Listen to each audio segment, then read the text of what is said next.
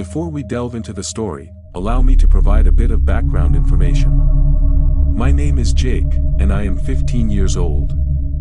I reside with my parents and my 5-year-old sister in a remote area near the woods.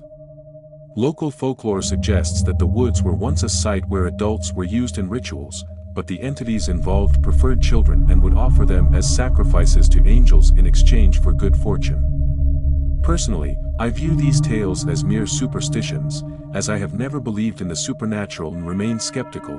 However, my perspective began to shift a month after we moved into our new home.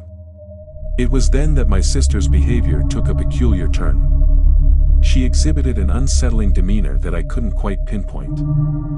At times, she would fixate on me or our parents with a blank stare, devoid of any emotion. Despite our attempts to engage her in light-hearted activities, she remained unresponsive. Suddenly, she would revert to her usual self, only to later retreat to her room and mutter incomprehensible words at the walls. The inexplicable changes in my sister's behavior left me feeling uneasy and perplexed. It was as though she was grappling with forces beyond our comprehension, seeking solace in isolation. So I started to investigate her. I know it wasn't the best thing to do, but bear with me. I remember waking up one night to weird sounds coming from her room, and when I opened the door I saw this 7-foot-tall man in a cloak with a deer skull on his head. I couldn't make out his features. I don't even know if he was a man. I quickly closed the door and the weird sound stopped. I heard footsteps coming towards the door, and I ran to my parents' room and woke them up and told them there was a man in our house, and my dad quickly got up, grabbed his shotgun and defended us.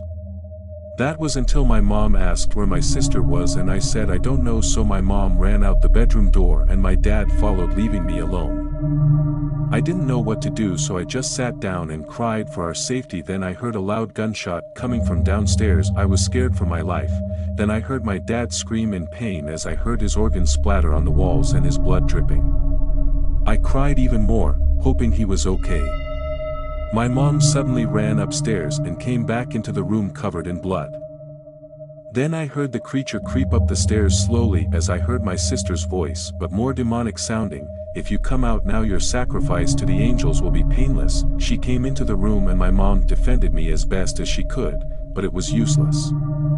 I watched as my mom's body contorted and heard her bones cracking and twisting as she screamed in pain and started floating. I begged for mercy, and the creature went away, leaving my sister there as she was sleeping.